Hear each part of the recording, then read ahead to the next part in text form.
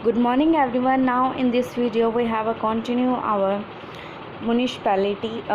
We have to describe you about municipality part and it is quite interesting और क्योंकि ये यहाँ पर रिलेट करता है हमारे पंचायती राज सिस्टम से बहुत हद तक एक हिसाब से there is a revision of a Panchayati Raj system.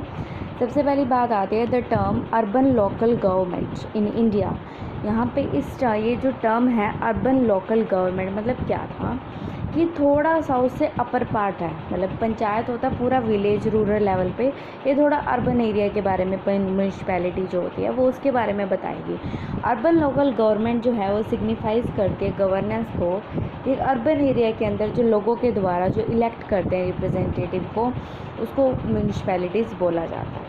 जूरिसडिक्शन जो होती है अर्बन लोकल गवर्नमेंट की वो लिमिटेड है एक स्पेसिफिक अर्बन एरिया के बीच में, जिसका पर्पस जो सब कुछ इस्टेब्लिश कौन करेगा, स्टेट गवर्नमेंट करेगी। ये ए टाइप की अर्बन लोकल लोकल गवर्नमेंट होते हैं जिसके बारे में हम इसको डिटेल में पढ़ेंगे। Municipal corporation, municipality, notified area committee, town area committee, cantonment board, port trust, township, special purpose agency. सबसे पहले हम बात करते हैं municipal corporation. Corporation is just like a company. For example Reliance की जो वो अंबानीज हैं तो वो कॉरपोरेशन लेवल के ऊपर चले गए ना। देयर इज़ उनका बहुत बड़ा इन्वेस्टमेंट है, पूरे कंपनी बहुत सारी कंपनीज हैं उनकी, तो वो उसको हम कॉरपोरेशन कहेंगे। तो corporation is just like a company created for the administration of, ये क्रिएट की जाती है जो म्युनिसिपल कॉरपोरेशंस हैं जो बिग सिटीज़ जैसे दिल्ली, मुंबई, कोलकाता, हैदराबाद, बेंगलुरु, इन सब जो बड़ी सिटीज़ होती हैं इनके एडमिनिस्ट्रेशंस के लिए ये क्रिएट की जाती हैं। ये इस्टेब्लिश की जाती हैं स्टेट के अंदर जो एक्ट है स्टेट लेजिस्लेचर का। इन द यूनियन टेरिटरीज़ में भी की जाती है by the act of the parliament. State के अंदर स्टेट लेजिस्लेचर के द्वारा, यूटी के अंदर पार्लियामेंट के द्वारा। It has 3 authorities. इसके बाद 3 अथॉरिटीज़ हैं, council, standing committee and commissioner. जो काउंसिल है वो deliberatively and legislative wing of the corporation council. एक हिसाब से जो कॉरपोरेशन काउंसलर्स होते हैं उनका एक डेलिब्रेटली काम करना है, इन्होंने उनको कोऑपरेट करके रखना है लोगों को और उसको फिर नॉमिनेट करना है कुछ स्पेशल नॉलेज के पर्सन को एज अ काउंसलर। ठीक है। उसके बाद आता है जो काउंसलर होते हैं वो डायरेक्टली इलेक्टेड किए जाते हैं लोगों के द्वारा, directly elected by the people. और council is headed by the mayor और he is assisted by a deputy mayor. ठीक है। जो म्युनिसिपल कमिश्नर है वो is responsible for the implementation of the, जो म्युनिसिपल कमिश्नर अपॉइंट किया जाएगा वो रिस्पॉन्सिबल है जो डिसीजन इम्प्लीमेंट किए गए हैं काउंसिल के द्वारा, उसकी स्टैंडिंग कमेटी के द्वारा। ठीक है। और ही इज़ अपॉइंटेड, जो म्युनिसिपल कमिश्नर है वो अपॉइंट किया जाएगा स्टेट गवर्नमेंट के द्वारा या फिर जनरली जो मेंबर होते हैं आईएएस वाले उनमें से ही नॉमिनेट किया जाता है। अब आती है बात म्युनिसिपैलिटी की। ये किस लिए होती है? For the administration of town and smaller city. किसके एडमिनिस्ट्रेशन के लिए? टाउन्स हो गए और छोटी छोटी जो सिटीज़ होगी उनके लिए। By the act of the concern state legislature and in the union territory by the act of parliament. जो ये एक्ट है स्टेट लेजिस्लेचर को कंसर्न करना और जो यूनियन टेरिटरी है उसके अंदर सेम है, जैसे कि स्टेट का स्टेट लेजिस्लेचर करेगा और यूनियन टेरिटरी का पार्लियामेंट करेगा। इनके पास भी 3 अथॉरिटीज़ हैं, council, standing committee and chief executive officer. ठीक है।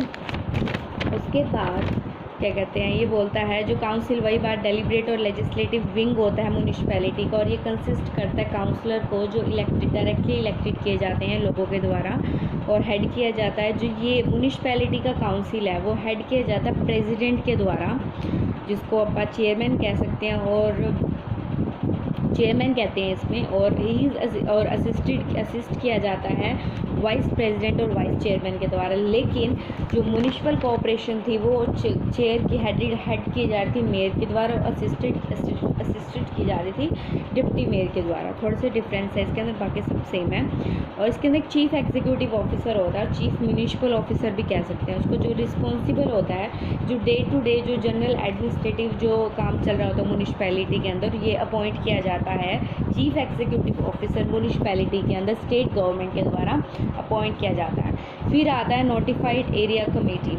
ये कहती है, ये एडमिनिस्ट्रेट करती है 2 टाइप के एरिया। एक होता है fast developing town due to industry, industries की वजह से जिसको मतलब क्या कहते हैं डेवलप करना होता है उस टाउन को, इंडस्ट्रीज़ वहाँ पे इस्टेब्लिश होती हैं, तो उसको कहते हैं नोटिफाई एरिया कमेटी। इसके 2 एडमिनिस्ट्रेशन है। अ town which does not yet fulfil all the condition necessary for the constitution,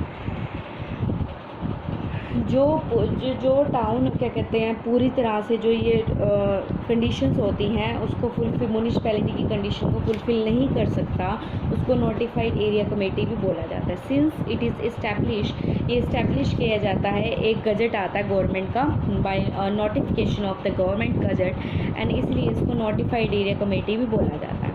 सारे के सारे जो मेंबर होते हैं नोटिफाइड एरिया कमेटी के, वो इंक्लूड करते हैं चेयरमैन को, जो नॉमिनेट किए जाते हैं स्टेट गवर्नमेंट के द्वारा। All the member of a notified area committee included the chairman are nominated by the state government. इसीलिए ना तो ये इलेक्टेड बॉडी होती है, ना ही ये स्टैट्यूटरी बॉडी होती है, ठीक है। इसको भी स्टेट गवर्नमेंट होती है, इसके मेंबर्स को नॉमिनेट करती है। फिर आती है टाउन एरिया कमेटी। ये इसके नाम से पता चल रहा है, एक स्मॉल टाउन के एडमिनिस्ट्रेशंस के लिए ये कमेटी बनाई गई है। एक सेमी म्यूनिसिपल अथॉरिटी भी इसको बोला जाता है। ये एंट्रस्ट करती है with the limited number of civic, ठीक है। और इसके जो फंक्शंस होते हैं जैसे ड्रेनेज, रोड, स्ट्रीट लाइटिंग, कंजर्वेंसीज, जैसे टाउन हो गया उसकी जो रोड्स वगैरह में जो दिक्कत आ रही, कंजर्वेंसीज में लाइटिंग की, इस सब को देखती है। और ये क्रिएट की जाती है एक सेपरेट एक्ट है स्टेट लेजिस्लेचर के अंदर, मतलब मेनली बात है स्टेट लेजिस्लेचर के थ्रू ये क्रिएट की जाती है। उसके बाद आता है जो इसकी कॉम्पोजिशंस, फंक्शंस और दूसरे मैटर हैं वो गवर्न किए जाते हैं उसी एक्ट के अंदर। और it may be wholly elected और wholly nominated by the state government. ये पूरी तरह से इलेक्ट और पूरी तरह से नॉमिनेट भी की जाती है स्टेट लेजिस्लेचर के द्वारा। और पार्शली, मतलब सीधी बात है, पार्शली इलेक्टेड होते हैं इसके मेंबर और पार्शली नॉमिनेटेड होते हैं। फिर आता है कैंटोनमेंट बोर्ड। ये होता है आर्मी वालों के लिए होता है, नाम से ही रेफरेंस जा रही है। It is a setup under the provision of the cantonments act of 2006, legislation enacted by the central government. ये एक सेटअप करती है कैंटोनमेंट एक्ट के 2006 में एक एक्ट आया था कैंटोनमेंट एक्ट, जिसके अंदर इसकी लेजिस्लेशन, इसके लॉज प्रोविज़न जो बनाने इनेक्टेड जो की किसने की सेंट्रल गवर्नमेंट में, वही प्रोविज़न यहाँ पर एप्लीकेबल होंगे। इसका काम ये होता है कि एडमिनिस्ट्रेटिव कंट्रोल होता है डिफेंस मिनिस्ट्री का सेंट्रल गवर्नमेंट डिफेंस मिनिस्ट्री के ऊपर, जो क्या कहते हैं एडमिनिस्ट्रेटिव कंट्रोल के लिए कैंटोनमेंट बोर्ड्स बनाए हुए हैं। तो कैंटोनमेंट एक्ट है जो 2006 का, वो इनेक्ट किया गया था। उसका काम था अमेंड करना और कंसोलिडेट करना, इकट्ठा करना जो लॉ एडमिनिस्ट्रेटिव ऑफ कैंटोनमेंट से रिलेट करते हैं with the view to impart, मतलब पूरा डेमोक्रेटलाइजेशन, इम्प्रूवमेंट, मतलब फाइनेंशियल बेस के अंदर, और जो प्रोविजंस है डेवलपमेंट एक्टिविटीज़ को डेवलप करना, मैटर्स को देखना, उनके कोई डिस्प्यूट्स वगैरह हो गए। और एट प्रेजेंट 2016 देर आर 62 के, अगर हम देखें अभी तक में तो 62 कंटेनमेंट बोर्ड हैं हमारी कंट्री के अंदर। There are grouped into 4 categorized on the basis of their civil population के अकॉर्डिंग इन्होंने 4 भागों में बांटा हुआ है। अगर कोई पॉपुलेशन अगर 50,000 से ऊपर है तो अलग आएगा, किसी की 10,000 से 50,000 है, इसमें बांटा हुआ है। एक 2500 से 10,000 के बीच में, और एक है बिलो 2500। ये 4 भागों के अंदर इसको डिवाइड किया गया है। और जो कंटेनमेंट बोर्ड होता है वो कंसिस्ट करता है partly elected and partly nominated member. और जो ये इलेक्टेड मेंबर होते हैं इसके, जैसे कि एक्स ऑफिशियो चेयरमैन हो गया और एक्स ऑफिशियो मेंबर्स हो गए, वो कंटिन्यू रहेंगे as long as the hold of the office of the station, जब तक वो इनका मतलब बोला हुआ है कितने टाइम तक तुमने होल्ड करना है। जो एग्जीक्यूटिव ऑफिसर होते हैं कैंटोनमेंट बोर्ड के, वो अपॉइंट किए जाते हैं प्रेसिडेंट ऑफ इंडिया के द्वारा। और जो मिलिट्री ऑफिसर होते हैं जो कमांड करते हैं स्टेशन को, is the ex officio president of the board and preside over it's meeting. जो मिलिट्री ऑफिसर्स होते हैं वो commanding the station is the ex officio, मतलब कौन होता है, जो प्रेसिडेंट होता है बोर्ड का पहले, वही इसी की आगे की मीटिंग्स को प्रिजाइड्स करता होता है, ठीक है।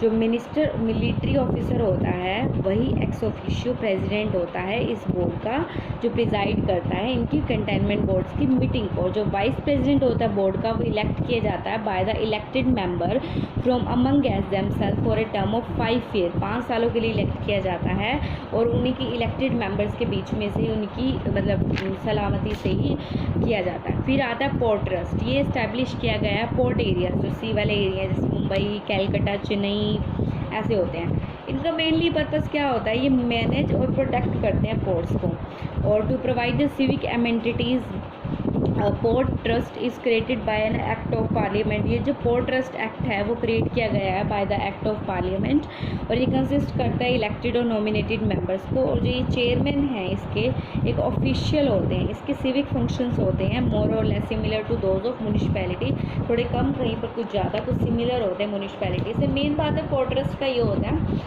इम्पोर्ट और एक्सपोर्ट के टाइम के ऊपर जो सामान वगैरह आता है उनको देख इस्टेब्लिश करने के लिए मेनली वो मुंबई, कैलकाटा, चेन्नई जहाँ पे सी का मतलब काम होता है, जहाँ पे समुद्र होता है उसके आसपास वाले उसी वही एरिया में से ही आता है, तो फिर उसके लिए उसको मैनेज करने के लिए पोर्ट ट्रस्ट बनाया गया था। उसके बाद आता है टाउनशिप, नाम से क्लियर है टाउन के लिए होगा। This type of urban government जो है ये इस्टेब्लिश की जाती है लार्ज पब्लिक एंटरप्राइजेस के द्वारा जो प्रोवाइड करते हैं कुछ सिविक अमेनिटीज़ स्टाफ को और वर्कर्स को जो रहते हैं हाउसिंग कॉलोनीज़ के अंदर जो built near the plant. This type जो ये टाउनशिप टाइप की गवर्नमेंट अर्बन गवर्नमेंट होती है वो लार्ज पब्लिक एंटरप्राइजेस के द्वारा इस्टेब्लिश की जाती है जो प्रोवाइड करते हैं सिविक अमेनिटीज़, उसके स्टाफ वर्कर जो हाउसिंग कॉलोनी के अंदर रहते हैं। जो एंटरप्राइज़ है वो अपॉइंट करती है टाउन एडमिनिस्ट्रेटर को, जो एंटरप्राइज़ है वो अपॉइंट करती है टाउन के एडमिनिस्ट्रेटर को, इसीलिए इसको township form of government has no elected member. इसीलिए जो टाउनशिप फॉर्म ऑफ गवर्नमेंट होते हैं उसके कोई इलेक्टेड मेंबर्स नहीं होते। उसके बाद special purpose agency, in addition to these 7 area-based urban bodies or multi-purpose agencies, the state has set up certain agencies to undertake design activity or specific functions that legitimately belong to the domain of municipality, corporations and municipality or other local urban government। इसमें बोलता है अगर हम 7 area को based करके एक urban bodies को देखें, एक मल्टीपर्पस एजेंसीज बनती है जो स्टेट ने सेटअप की थी, अलग अलग एजेंसीज को डिज़ाइन करती है, कुछ स्पेसिफाई फंक्शंस होते हैं जिसकी लेजिटिमेसी बिलोंग करती है domain of municipal corporation, municipality और लोकल अर्बन गवर्नमेंट से। इस वर्ड्स के अंदर देर आर फंक्शन बेस्ड, एक फंक्शन दिए होते हैं, नॉट एरिया बेस्ड। पहले एरिया बेस्ड था लेकिन ये फंक्शन बेस्ड हैं, इसीलिए इसको सिंगल पर्पस के लिए जाना जाता है और यूनिवर्सल के लिए जाना जाता है, ये स्पेशल पर्पस के लिए जाना जाता है इस एजेंसी को। ये फंक्शनल बॉडी होती है जो इस्टेब्लिश की जाती है as a statutory bodies by an act of the state legislature या फिर जो डिपार्टमेंट के एक्ट होते हैं बाय द एग्जीक्यूटिव रेजोल्यूशन, उनसे ये सेटअप की जाती है। इनके जो फंक्शन होते हैं ऑटोनोमस बॉडी की तरह होते हैं और 10 दे आर सबऑर्डिनेट एजेंसीज, जो ऊपर वाली एजेंसीज के सबसे ज़्यादा सबऑर्डिनेट एजेंसीज जो होती हैं लोकल म्यूनिसिपल बॉडीज़ उनमें ये आती है।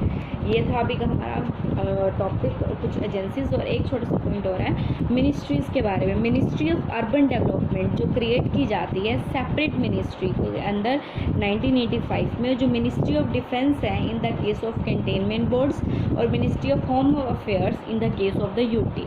ये मिनिस्ट्रीज प्री के लिए आती है। Ministry of urban development created as a separate ministry 1985, ministry of defence in the case of containment board, ministry of home affair in the case of UT. बाकी हम अगले वीडियो में कंटिन्यू करेंगे।